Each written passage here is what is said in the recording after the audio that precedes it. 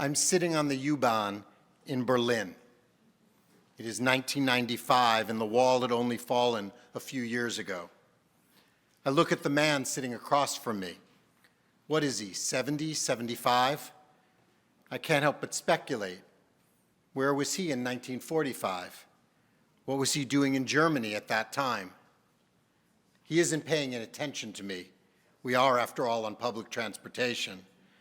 But I wonder if he sees the cloth on my head, a knit kippah attached with 2 silver clips. I didn't regularly wear a kippah in public, but on this visit to Germany, I make a point of it. I want everyone to see, especially the senior citizens, that a Jew is here in their country. We have survived. We have thrived. I wanted to shout, I'm Jewish, I'm proud, I'm loud, and I'm here. 30 years later, a congregant approaches me. They want to speak privately. Discomfort is written on their face, and their entire body shifts anxiously.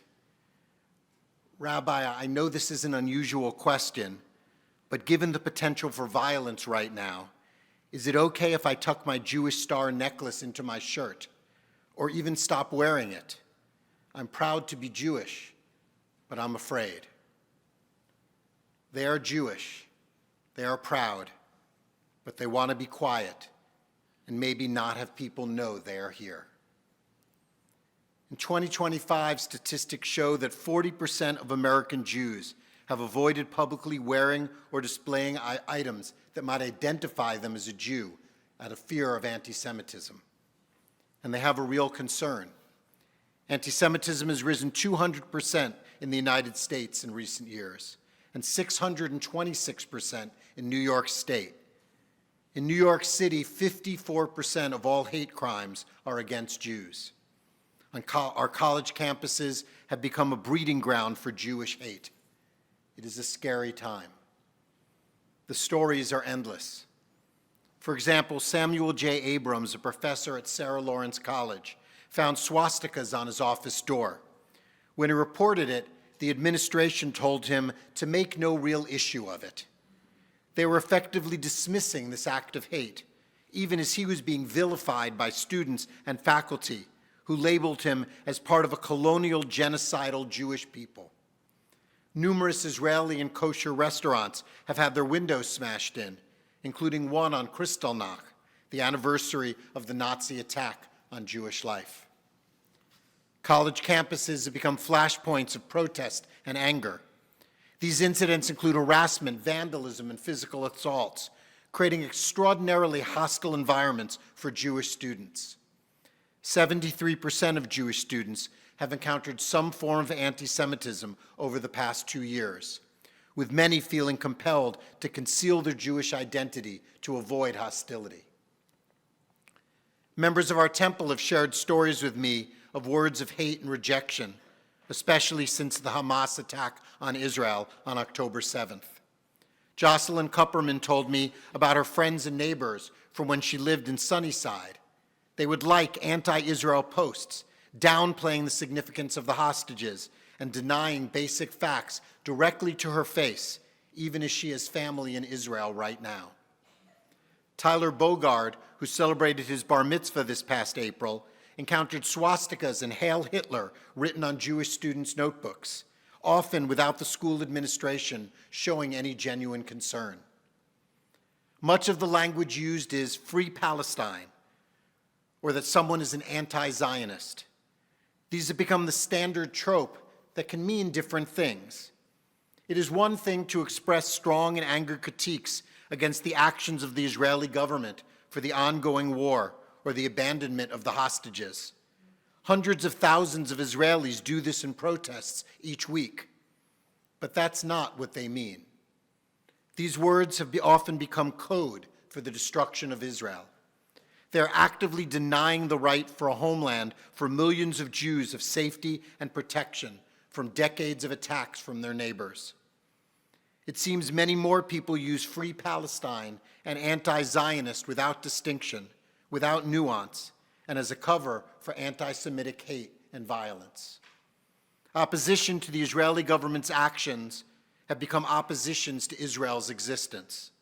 Opposition to Israel means now death to Jews. When I protested apartheid in college, I never called for death to South Africa, let alone to the white people ruling the country. Using the guise of supposed political attacks against Israel, they're actively spouting hatred against all Jews. In Spain, a group of Jewish students received anonymous letters containing Nazi imagery, anti-Israel slogans, and a message reading, "Jewish rats, Palestine will win." A brick was thrown through a kosher restaurant's window in Massachusetts with the words "Free Palestine" on it. Jewish individuals, including students, faculty, and journalists, who express support for Israel or their Jewish identity, have been doxxed or included on online lists that call for their professional blacklisting.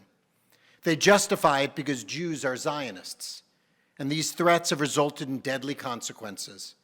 The Passover arson attack on the official state residence of Pennsylvania Governor Josh Shapiro, the murders of Yaron Lashinsky and Sarah Lynn Milgram outside a Jewish museum in Washington, D.C., the firebombing of a peaceful march for the hostages in Boulder, Colorado. The threat is clear. The response is too. It is right now, and it is right here. Coming to the high holidays is an act of protest and courage. Joining together as a community, celebrating our Jewish identity, and not just in the synagogue, but everywhere. Finding the courage, the connection to say, I am Jewish, I'm proud, I'm loud, I'm here. None of this makes sense. In 2025, this is not the world we should be facing. This is the story of 80 and 800 years ago, not right now. It's a burden we never should face. It's a horrific lesson for our children that people are opposed to them simply because they are Jewish. It is also an opportunity, and perhaps even an obligation, to burst with Jewish pride. College professor Zahava Feldstein wrote, "If I could tell Jewish students one thing, it would be this.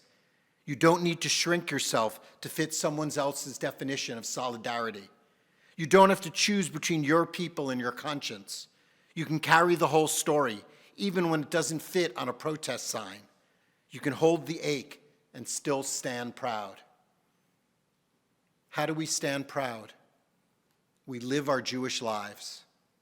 Last Simchat Torah, on the one-year anniversary of the October 7th attacks, we held our holiday celebration because we define our Jewish vibrancy, not our attackers. Be a Jew in the world. Wear a chai or keep a mezuzah on your door. Wear a yellow ribbon or a blue square. Come to services, bake a challah, hold holiday dinners, learn Torah, visit Israel, march and protest. We risk insult. We risk verbal assault. We risk more. But we must continue to be loud and proud. Rabbi Jonathan Sachs once said that by living your full Jewish life, you are denying your enemies a victory. You are declaring that you will not be intimidated. We can cry Gewalt and bemoan the world we are faced with, or we can make our Jewish soul burst with joy. Or as better put by the author Sarah Hurwitz, anti-Semitism happens as a result of a lot of conditions. Jews don't control it. We can fight it, and I think that's great, and I respect that. But I think instead of trying to bail out a tsunami with buckets, we should also build an ark. This year, in spite of everything, or because of everything, create a Jewish world of joy and connection for yourself, your family, and the Jewish community. I asked our members Jocelyn Kupperman and Tyler Bogard what they thought our community should do in the face of anti-Semitism. Jocelyn said, "I understand the fear and even the hiding, but I am going the opposite. I want to start stacking multiple Judaica necklaces or putting more mezuzahs on the door. For those who need support, I'd like to talk with them. Let's grab a coffee. It's time to create community. Hiding only takes our light away. And as we shared on Rosh Hashanah, this is a time to be our lighthouse." Tyler wears his Judaism as a badge of honor. "I'm a proud Jew," he told me. "I don't care. I wear my chai everywhere. In the US, when I was in France, I would never take it off. I'm not afraid to be a Jew. I don't ever want to be afraid to be one. At his bar mitzvah, I called him a loud and proud Jew, and he means it. When faced with the pain of seeing swastikas at school, he said we should deal with it, be willing to walk away. It hurts, but deal with it. Thank you for being here today and celebrating who you are, who our people have been, and all that we have yet to do. The ongoing burden faced by the Jewish people has been enduring hatred over the centuries. Yet from that struggle, our success, commitment to life, and creativity have always emerged. As Rabbi Sachs said, Jews have survived catastrophe after catastrophe. Every tragedy in Jewish history was followed by a new wave of creativity. Let us stand unintimidated, and let us stand together. Or in other words, we are Jewish. We're loud, we're proud, we're here. Shana Tova.